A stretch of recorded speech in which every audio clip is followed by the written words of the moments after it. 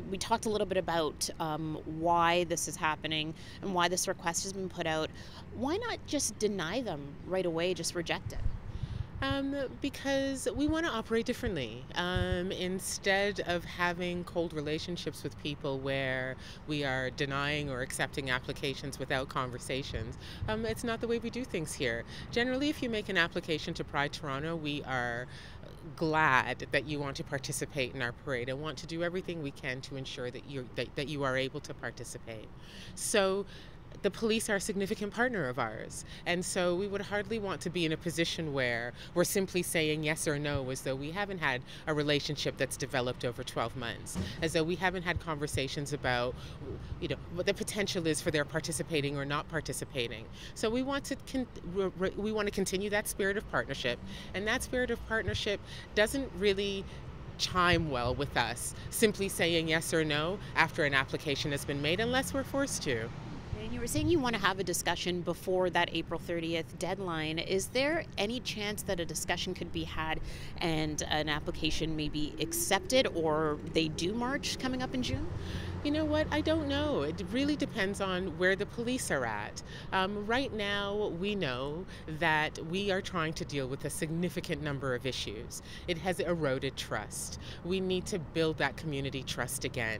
And so we think that talking about a parade in the context of what we are living at the moment and what we feel, which is a huge amount of vulnerability, we feel it's inappropriate. And people have been, we go back to Black Lives Matter 2 years ago now, as well as last year, with the opposition against the having police in uniformed officers, at least in the parade itself. Does that play a role in this decision at all, or is it just basically focused on what's happened in terms of the murders and the arrests? It all plays a role. To be truthful with you, these murders, it's come to light over the last few months, but actually the LGBTQ plus community has been dealing with it for the last couple of decades. For the last couple of decades that we have consistently spoken about a feeling of a lack of safety in a community that we created in order to feel safe. We've continually spoken about the ways in which we feel that we aren't policed very well. We've continually spoke about how it is we want to be spoken to, engaged with, and how it is we want to work in partnership to make our community feel safer. And so we have had a ton of conversations. We'll continue to have a ton of conversations. Okay, but you mentioned in the statement this is not something that's done overnight. Exactly. This is generational.